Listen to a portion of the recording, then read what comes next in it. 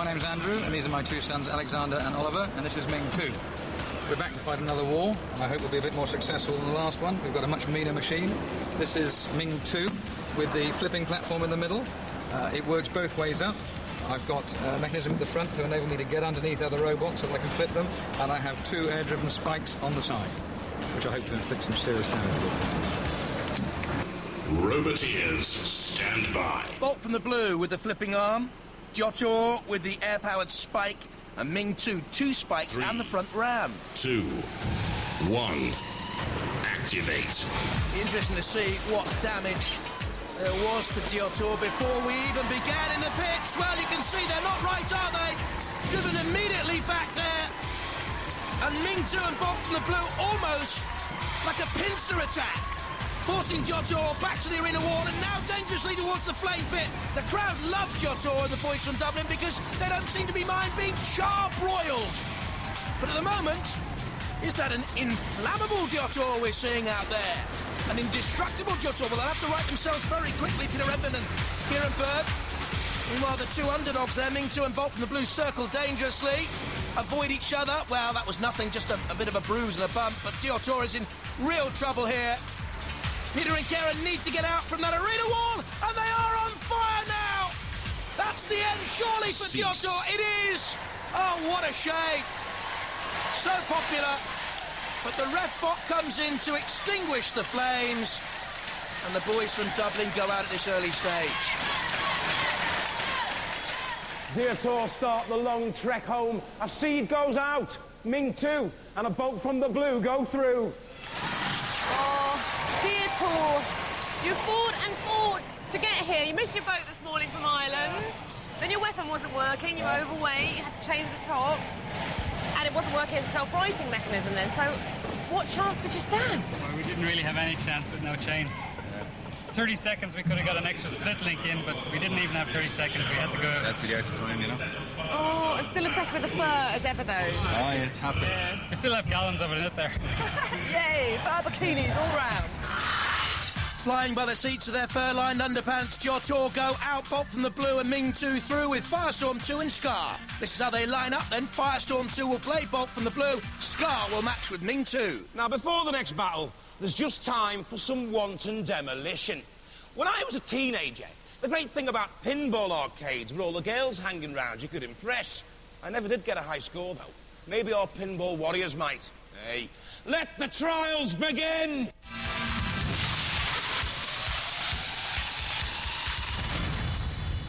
And don't forget to score points in the pinball. You have to knock down barrels, balls, ride the bridge, open doors, hit specific targets. Oh, and dodge the house robots too. We've had two runners so far. 101 first up, 125 points, not bad. But then our second competitor's Hypnodisc scored 135 points, and that's a good run. From Manchester, Spikosaurus. A vacuum engineer, electronic engineer, and an IT consultant. New competitors to Robot Wars. Their machine can easily haul a car. And Spikosaurus also has a SREMEC, a self-righting mechanism. Roboteers, stand by. 3, 2, 1, activate. Normal tactic, hit the barrels. 5 points for each barrel knocked over. That's a good start. It's at least 20 on the board. Dodge the house robots. Sergeant Bash guarding one of the specific targets. You hit that big spear into the highlighted pit. There's another 25 points. You can see here Spikosaurus trying to get to the target. The spear is rolling, not towards the highlighted pit, top of your picture. You just saw it briefly. But there, bumps against the multi-ball release. If you release the balls, you get 10 points for each ball into a pit, another 5. Not really scoring enough points here, Spikosaurus. Tending to dodge towards one option and then veer towards another. If they can open that car door, they'll get 25 points, and they badly need points. Is there a problem here with the steering control, I wonder? Going side on towards the bridge. Not scoring there. Matilda guarding that target. This is a little bit iffy from Spikosaurus. They don't seem to know their own mind. Go on, get the 50 points. No, out of time. Oh, how disappointing for them, but it really was a very poor run. And And the judges agree with me. Only 40 points for Spikosaurus. Hypno-Disc out in front with 135. But don't forget, 16 robots go in the Pinball Warrior tournament. Those pinball players are all flipping mad. Let's crack on with the wars. That's an interesting one, Craig. Look, the unseeded robots meet Scar and Ming 2. Bolt from the blue have a very tough one against the only seeds left in Heat C, Firestorm 2. Graham and Alex, the Firestorm team. Now, you guys are pretty well equipped with engineering sciences sort of education, aren't you? You're doing a degree in mechanical engineering. Yeah. And you're computing and... Electrical engineering.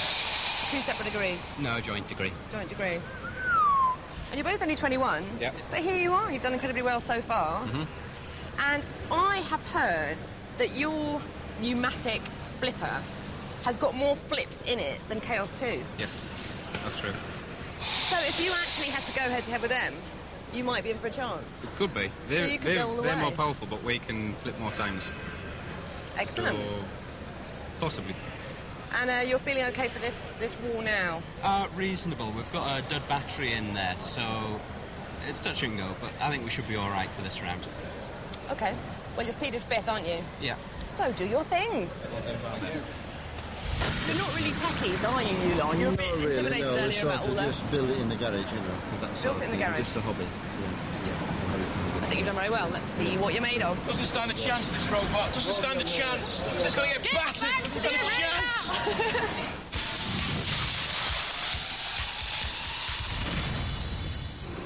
Roboteers, stand by. Despite the T-Boy in the pits, Firestorm 2 and Bolt from the blue here at this stage. 2, 1, activate. Flaming flippability, Batman. Firestorm 2 on the attack again. Immediately against Bolt from the blue.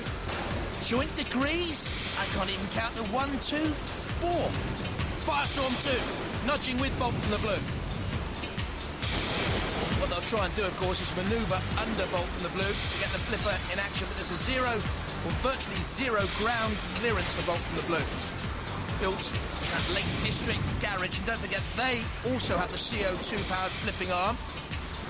A wedge shape. It's a sort of triangular wedge shape here. The designs have been brilliant, I think, in this series so far. Magnificent.